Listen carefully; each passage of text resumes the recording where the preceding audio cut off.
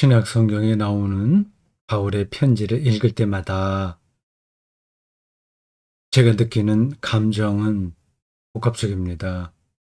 우선 그의 영적인 내공을 따라가기가 힘에 버겁다는 느낌이 그것입니다.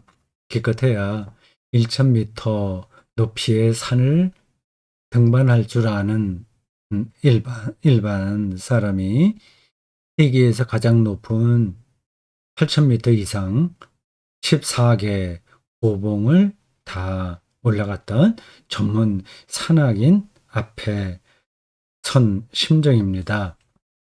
또 다른 한편으로는 바울이 말하는 그리스도교 신앙의 세계가 너무 깊고 오묘하고 신비로워서 그렇게 전달이 돼서 그 안으로 더 들어가고 싶다는 호기심, 그런 궁금증입니다. 그게 계속 이어집니다. 아득한 저 세계 안으로 더 들어가고 싶다는 그런 갈망이죠. 로마서를 읽을 때 그런 감정이 더 강렬해집니다. 오늘 설교 본문인 로마서 8장 6절에서 11절도 그렇습니다. 여기에 나오는 단어를 몇 개만 제가 일단 짚어볼 테니까 그 단어가 여러분들에게 어떤 느낌으로 전달되는지 보십시오. 육신의 생각, 영의 생각, 하나님과 원수, 하나님의 법, 하나님의 영, 그리스도의 영 등등입니다. 낱말 뜻으로야 우리가 모를 게 어디 있겠습니까? 일상적으로 우리가 사용하는 단어는 아니에요. 오늘 이 본문은 8장 전체의 문맥과 연결됩니다. 로마서 8장 1절은 이렇습니다. 그리스도 예수 안에 있는 자에게 정죄함이 없다고 얘기합니다. 정죄함이 없다는 것은 심판받지 않는다는 얘기고 생명을 얻었다는 얘기입니다. 생명, 구원, 생명 다 통하는 이야기예요. 8장의 마지막 절인 39절에서 바울은 이렇게 또 이야기합니다.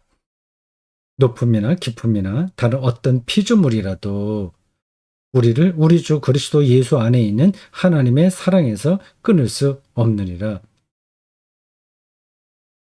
교회를 어느 정도 본 분들은 익숙하게 들었던 표현이에요. 예수 그리스도를 통해서 주어지는 생명을, 다른 말로는 구원을, 또 다른 말로는 지복을, 지극한 복을, 혹은 완전한 해방과 자유를, 그렇게 단어를 바꿔서 생각해도 돼요. 그 생명을 이 세상의 그 어떤 세력도 방해하지 못한다는 겁니다. 놀랍죠? 예수 그리스도를 통한 생명 사건이야말로 복음의 요체입니다. 요 문장만 꼭 기억해 두시더라도 기독교 신앙에 가까이 가는 겁니다. 예수 그리스도를 통한 생명 사건입니다. 이 복음의 요체를 오늘 설교에 해당하는 성경 본문이 조금 더 구체적으로 해설합니다. 그 해설을 제가 오늘 여러분들에게 다시 해설하는 겁니다. 바울은 육신의 생각과 영의 생각을 나누어서 설명합니다. 6절 말씀을 들어보십시오. 육신의 생각은 사망이요. 사망. 타나토스라는 헬라어입니다. 타나토스, 죽음입니다. 죽음의 충동이라는 심리학 용어도 있죠. 영의 생각은 생명과 평안이니라. 여기에 나오는 육신의 생각을 인간의 본능적인 욕망, 을 가리키는구나, 그렇게 생각할 수 있습니다. 아주 가장 일반적으로는 성적 욕망, 식욕, 사회적 성취에 대한 욕망 등등이죠. 또는 인간의 부도덕한 생각들을 가리키는구나 이렇게 볼 수 있어요. 근데 그렇지 않습니다. 바울이 말하는 육신의 생각은 자기 자신을 삶의 중심으로 삼는 삶의 태도입니다. 이렇게 나쁜 게 아니라 그런 삶의 태도인 겁니다. 유대인들에게 그런 삶의 태도는 곧 율법으로 자리를 잡았습니다. 율법은 하나님의 백성들이 하나님의 뜻대로 살기 위해서 제정한 규범과 시행, 규칙들입니다. 그러니까 좋은 거죠. 그 율법대로 살면 하나님에게 인정받는 사람이 되는 겁니다. 유대인들은 그렇게 생각했습니다. 구약 성경 전체를 율법이라고 얘기할 수 있지만 좀 더 압축하면 모세오경입니다. 그 모세오경, 창세기, 출애굽기, 레위기, 민수기, 신명기, 이 모세오경을 또 다른 말로 비슷한 얘기인데 표현인데 토라, 율법이라고도 부릅니다. 거기에 수많은 법칙과 규범들이 나옵니다. 경건한 유대인이라고 한다면 누구나 지켜야 될 규범들이에요. 예를 들어서 출애굽기 12장은 유월절과 무교절에 관한 시행 규칙이 나옵니다. 21장에는 주인과 종의 관계 그리고 폭행에 관한 규정들이 나옵니다. 22장에는 배상에 관한 규정도 나옵니다. 오늘날 형사소송법이나 가정법이라고 하나요? 그러한 유의 율법, 법률과 비슷한 내용이 모세오경에 나옵니다. 그런 규칙과 규범을 지키는 일이 당시 유대 백성들에게는 하나님에게 인정받는 길이었습니다. 좋은 거예요. 바르고 착하게 살려는 노력이기 때문에 아무도 그거를 부정할 수 없습니다. 부정해서도 안 되죠. 우리가 그렇게 해서 하는 사람들은 칭찬받아 마땅합니다. 그런데 예상외로 그 율법 안에서 철저하게 살았던 이 사도 바울은 그런 삶의 방식을 가리켜서 죽음을 불러오는 육신의 생각이라고 비판했습니다. 그 당시에 바울 외에 그 어떤 랍비나 그 율법 전문가가 이렇게 이야기했을지 상상이 안 갑니다. 그런 사람들이 있긴 있었겠죠. 그러나 이 바울은 그렇게 말하는 근거가 다른 랍비들하고 완전히 구별됩니다. 이 비판이 옳다고 생각하십니까? 잘 생각해 보십시오. 너무 과격하다고 여기십니까? 율법 중심의 이 삶이 이게 바람직한 건데 그렇잖아요. 직급으로 바꾸면 주일날 교회 나오고요. 예배 드리고 시간에 맞춰서 기도하고 큐티하고 그런 거를 비롯하여 모든 사회생활에서도 모범적으로 사는 겁니다. 근데 그러한 율법 중심의 삶이 죽음이라고 바울이 말한 이유가 7절에 나옵니다. 놀라운 표현이에요. 이런 표현들을 종교적인 수사라고 생각하시면 안 됩니다. 어떤 깊은 세계를 뚫어본 사람의 진단입니다. 이렇습니다. 육신의 생각은 하나님과 원수가 되나니 이는 하나님의 법에 굴복하지 아니할 뿐 아니라 할 수도 없습니다. 감탄사가 절로 나오는 진술입니다.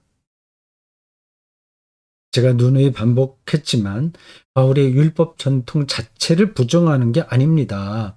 그는 율법 해체론자가 아니에요. 이 율법 전통을 법치주의라는 말과 바꿔놓고 생각해 보십시오. 이게 같은 말이에요. 오늘날도 누가 법치주의를 부정합니까? 교회 생활 반듯하게 잘해야 된다는 말을 누가 부정합니까? 바울은 법치로, 율법주의와 법치주의가 똑같다고 생각하시면 돼요. 이 법치로 인간의 삶이 완성될 수 없다는 사실을 짚은 겁니다. 율법이 필요 없다는 얘기가 아니라 그걸로 완성되지 않는다는 사실을 강조하는 거예요. 그러니까 법을 아무리 완벽하게 정비하고 지금도 계속해서 법을 만들잖아요. 새롭게 하기도 하고요. 또 해석하기도 하고요. 그리고 법을 중심으로 해서 옳다 그르다 논쟁도 많이 있지 않습니까?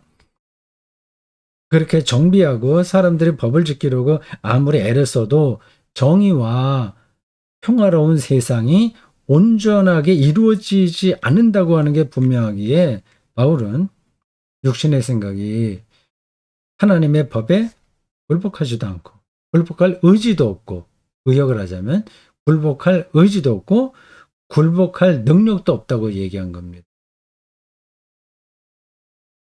오늘날 실정법, 율법 전서라고 하는 그런 것들이 인간의 삶을 정말 새롭게 한다고 믿는 사람이 어디 있습니까? 서로 자기 아전 인수로 해석하고 있지 않습니까? 우리나라 헌법 1조는 다음과 같이 두 항목입니다. 헌법 1조 1항 대한민국은 민주공화국이다. 2항 대한민국의 주권은 국민에게 있고 모든 권력은 국민으로부터 나온다.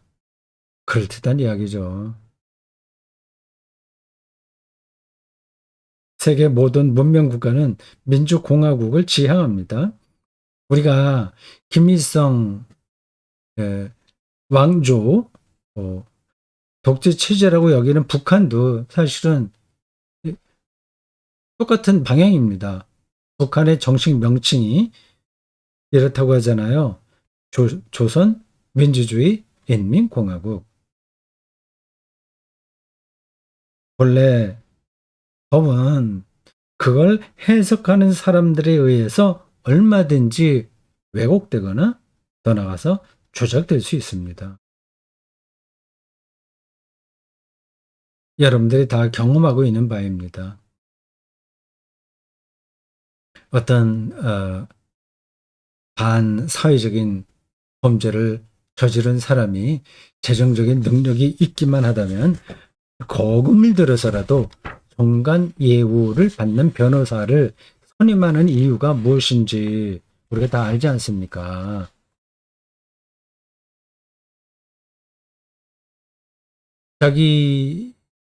자기가 아랫사람으로 데리고 있었던 사람들이 이 검찰이나 판사로 있게 된다면 이 변호사가 변호하게 될 때 이 피고인에 대한 적용이 이제 달라지기 때문에 그렇습니다.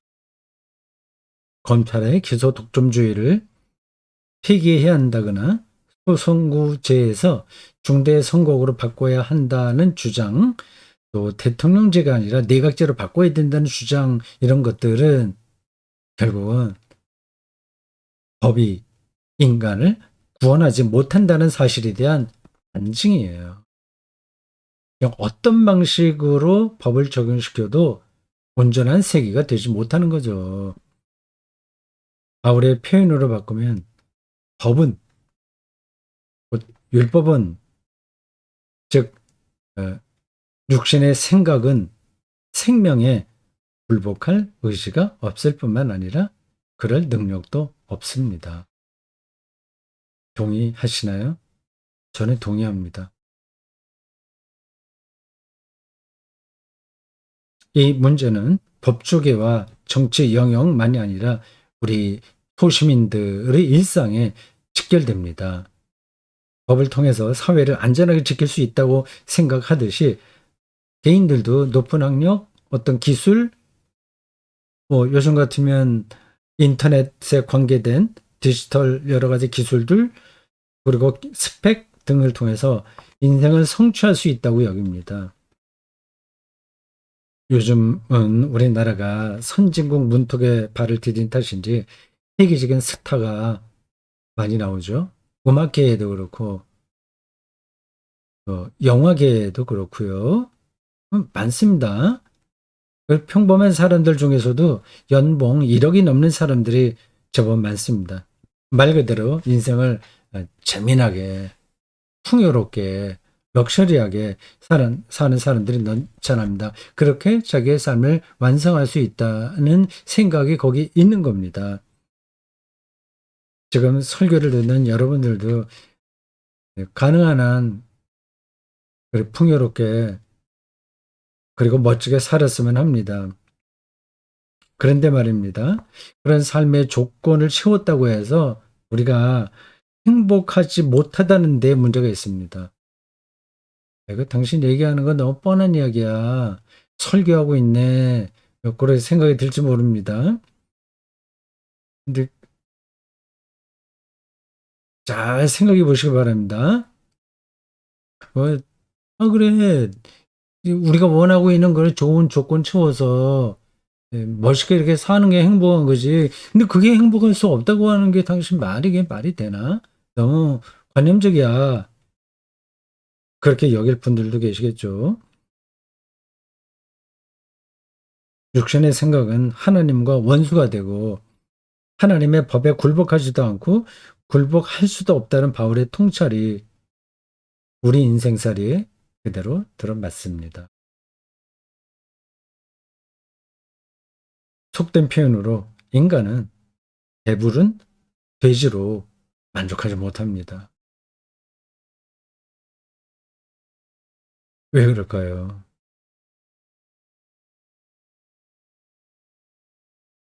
인간이 생명체 중에서 특별한 존재라고 하는 게 그 대답입니다. 지금 챗 GPT에서 인간지능 생성형 그런 걸로 제2의 인류가 탄생하는, 인류라고 할 수 없죠. 인공지능이 생기는 게 아니냐 하는 말들이 많이 있습니다. 네, 그 문제는 여기서 제가 더 이상 말씀드릴 수는 없습니다. 너무 복잡한 문제니까요. 그러나 저는 성서적 전통에서 세상을 이해하고 인간을 이해하는 사람이라서 그런 것 챗GPT하고는 상관없이 아무리 그 기술이 인간을 모방한다고 하더라도 정말 인간처럼 사유할 수는 없다 생각합니다. 성서는 인간을 하나님께서 하나님의 형상대로 지으셨다고 말합니다. 이런 말들이 그냥 어쩌다가 이렇게 나온 게 아닙니다. 이미 오래전에 나온 이야기지만 뭐 3000년 전, 2500년 전의 성서의 이야기지만 근데 근원을 뚫어보는 이야기입니다. 하나님께서 당신이 형상대로 인간을 지으셨기 때문에 사람은 영혼이 만족하지 못하면 행복할 수가 없습니다. 돼지처럼은 살지 못하는 겁니다. 여기 가난을 극복하고 극적으로 성공한 기업가가 있다고 합시다. 멋지죠? 누구나 부러워하죠. 정치인들 중에서도 그런 사람들이 있어요. 학문에서 성공한 그런 사람도 있고, 뭐 글쓰기에서 발군의 실력으로 세계적인 작가가 된 사람도 있습니다. 그런 자리에 오르기까지는 희망이 부풀어 있습니다. 그러나 막상 그 자리에 들어가게 되면 더 이상 거기서 매력을 느끼지 못합니다. 그 자체로 만족하지 못합니다.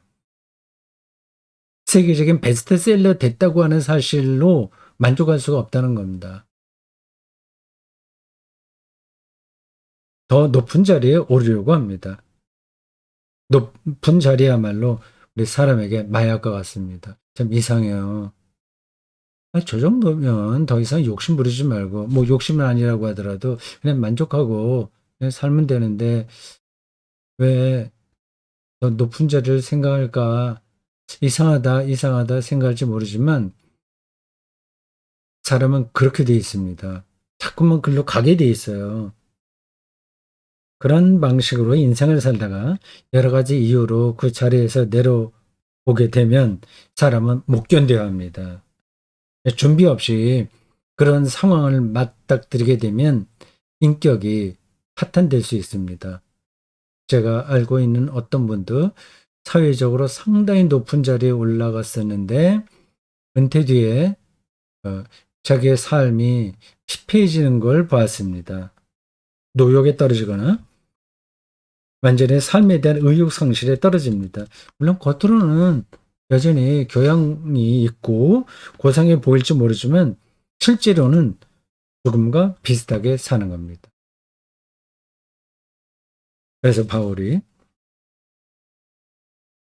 육신의 생각은 죽음이라고 말한 겁니다.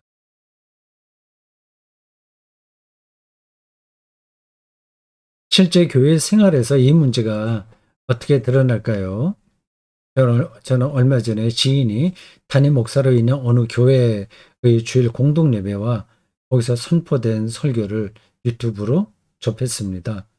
소도시인 그곳에서 가장 큰 교회이고 제가 알고 있는 그 목사는 50대 초반으로 사람 됨됨이가 괜찮고 또 신학 또 어느 정도 수준으로 충분히 한 사람입니다. 예배 전에 상당한 시간을 할애해서 경배와 찬양류의 집회가 진행되더군요. 제 눈에는 상당히 지루하게 보였습니다. 한국 교회에서 많이 실행되고 있는 그 퍼포먼스죠. 설교의 시작은 묘비명 이야기였습니다. 우리가 들으면 알만한 어떤 사람들의 묘비명을 나열하면서 그리스도인들이 어떤 묘비명으로 살아야 되냐 하는 그런 이야기로 시작했습니다. 그 동영상에서 저는 예배가 일종의 종교적 교양으로 다뤄진다는 느낌이 들었습니다. 하나님에게 관심이 있는 게 아니라 종교적 교양과 열정을 어떻게 키울 것이냐에 관심이 있는 거죠. 교회 생활을 성실하게 하고 세상에서 모범적으로 사는 걸 누가 나쁘다고 말할 수 있겠습니까? 그러나 그게 바로 바울이 말하는 육신의 생각이라는 사실만은 알고 있어야 됩니다. 육신의 생각이 완전히 나쁜 게 아니에요. 근데 결국은 그것은 죽음입니다. 영원히 만족할 수 없는 겁니다.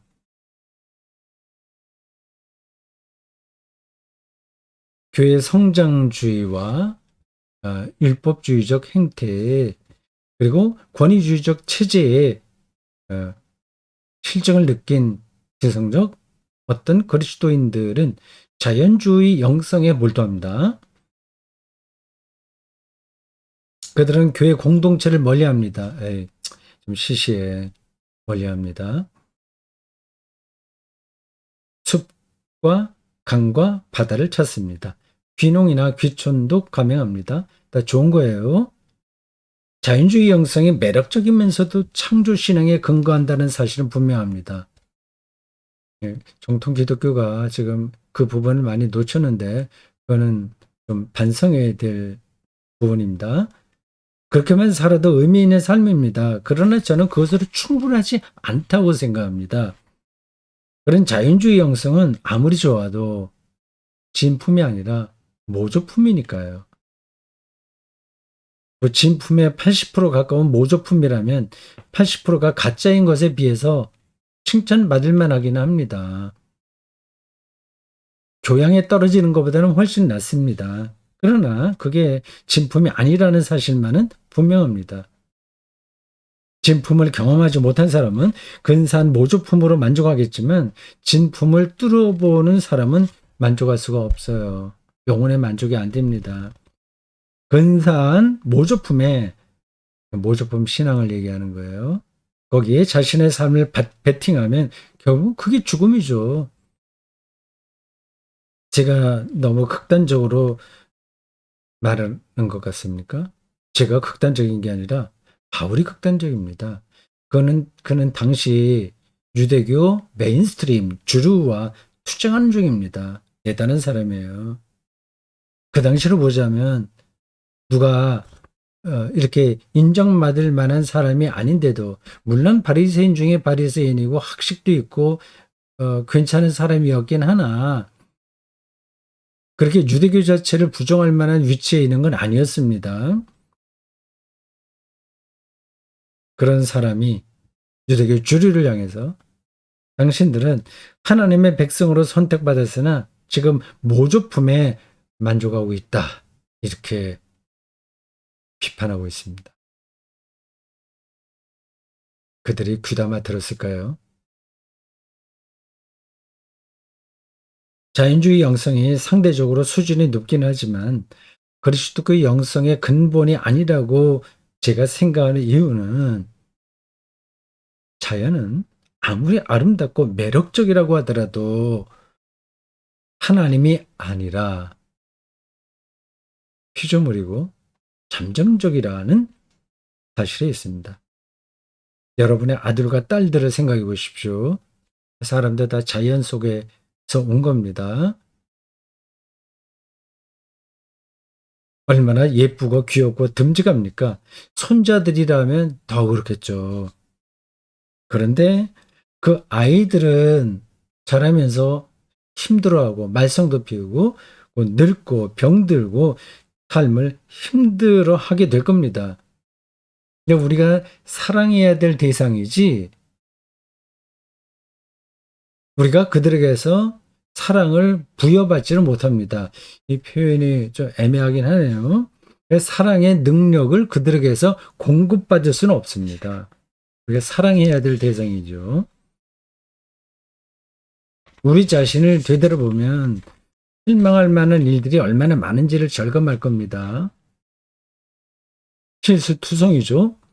인식과 판단의 오류도 자주 벌어집니다. 감정도 수시로 오르락 내리락 합니다.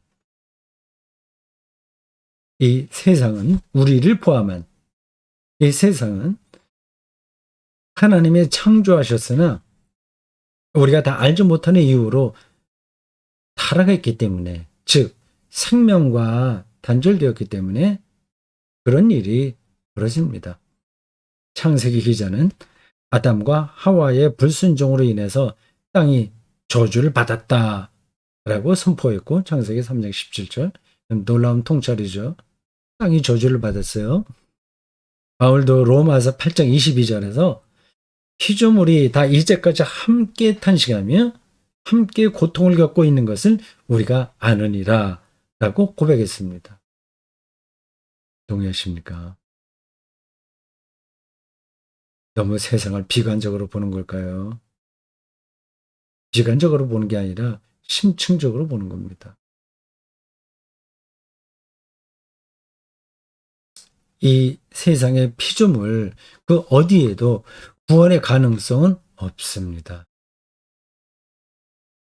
거기서는 기껏해야 좋은 기분을 맛볼 수 있습니다. 사람들의 관심과 칭찬을 받는 정도입니다. 여러분의 가족에게 더 이상을 기대하지 마십시오. 하나님에게만 가능한 것을 자기 아내나 남편, 자식, 부모에게 기대했다가는 다 실망합니다. 자연의 아름다움이나 미술관에서 명작 그림을 보는 듯한 즐거움입니다. 그것도 뭐 쉽게 얘기해서 쏠쏠한 즐거움이죠. 그런 즐거움도 있어야 되죠. 그걸 무시하는 이야기 아닙니다. 다만 상대적으로 같이 있을 뿐이지 결국에는 죽음에 이를 수밖에 없다는 겁니다. 그래서 바울은 영의 생각으로 바꿔라. 영의 생각. 육신의 생각이 아니라 영의 생각. 육신의 생각 다시 말씀드립니다. 부도덕한 걸 이야기하는 게 아니에요. 자기 자신의 삶을 자기 자신을 거기에 중심에 놓는 겁니다. 다 아름다운 거예요. 그래서 굉장히 헌신적이고 참 똑똑하다. 아니면 엄청나게 어, 진실하구나. 뭐 그런 모든 사람들을 다 총망라하는 겁니다. 그런 육신의 생각이 아니라 영의 생각으로 바꾸라고 합니다. 이게 도대체 무슨 말일까요? 말이 되나요? 그 영은 구절에 말하듯이 하나님의 영, 푸니마, 배우, 그리고 그리스도의 영, 푸니마, 크리스토입니다.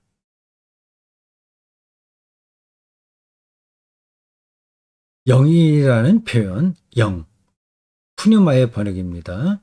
이걸 아주 이상하게 생각하지 마십시오.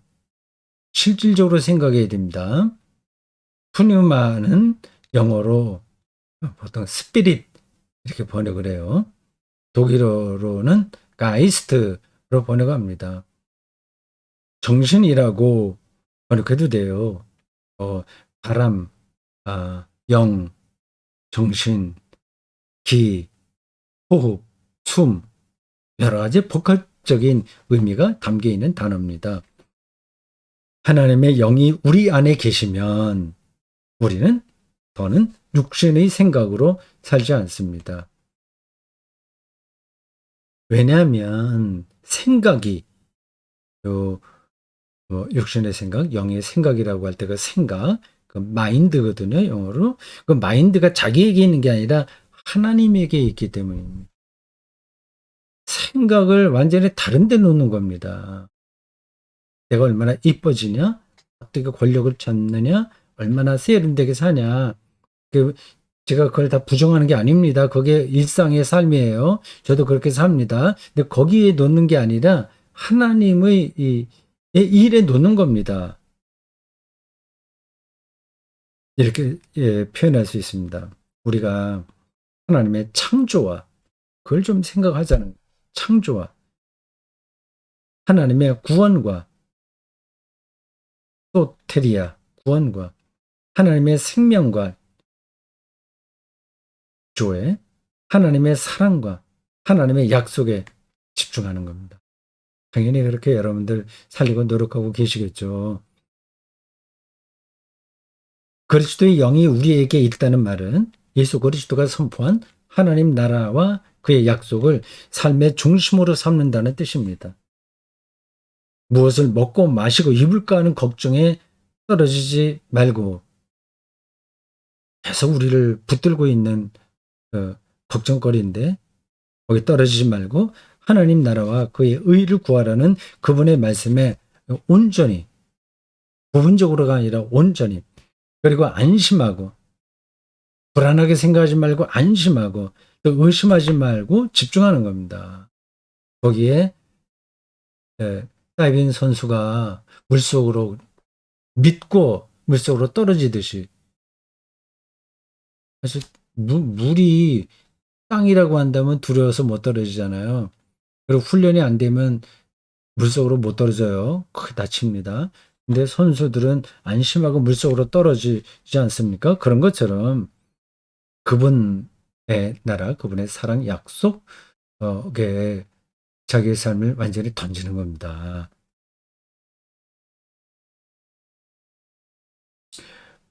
무한 경쟁에서 낙오되지 않을까 조바심하고 살림살이의 어려움으로 가족들이 동반 자살했다는 뒤숭숭한 소식을 일상으로 접하는 우리의 인생살이에서 바울의 이런 발언을 실감하기 어렵긴 합니다.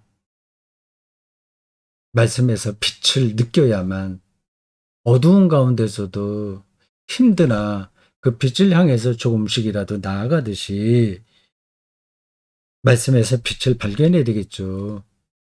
그 빛을 우리가 평소에 느끼냐, 느끼지 못하느냐가 핵심입니다. 저는 오늘 11절의 내용이 그 빛이라고 생각하는데 여러분은 어떠십니까? 예수를 죽은 자 가운데서 살리신 이의 영이 너희 안에 거하시면 그리스도 예수를 죽은 자 가운데서 살리신 이가 너희 안에 거하시는 그의 영으로 말미암아 너희 죽을 몸도 살리시리라. 나중에 이 구절을 반복해서 읽어보십시오. 또 영어가 되는 분들은 킹 제임스 버전 읽어보십시오.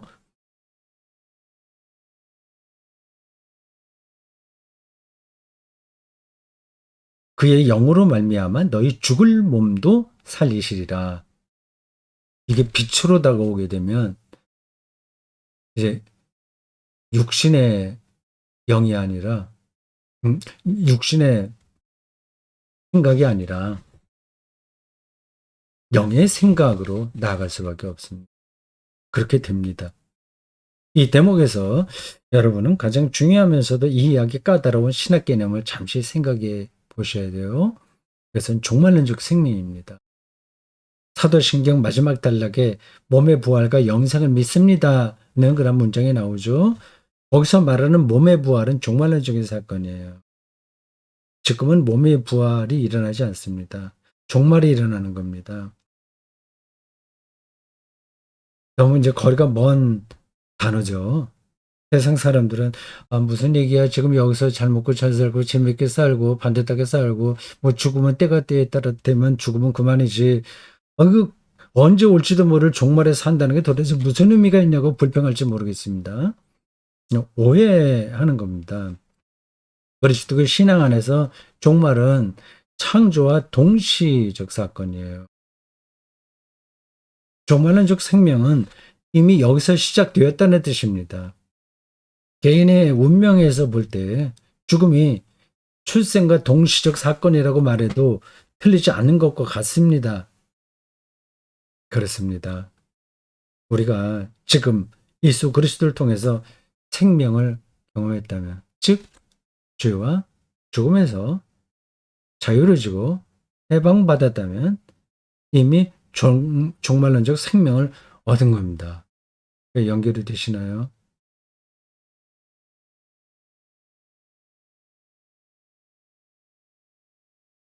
영이 산다는 표현도 잘 생각해야 됩니다. 10절에서 그렇게 얘기했어요. 우리가 영 자체는 아닙니다. 생명을 완성하실 하나님이 영으로 우리 안에 들어오셨기에 그래서 우리가 하나님의 일에 온 마음을 다 던지기에 우리의 삶을 거기에 맡기기에 죽을 몸인 우리가 생명을 얻는다는 뜻입니다.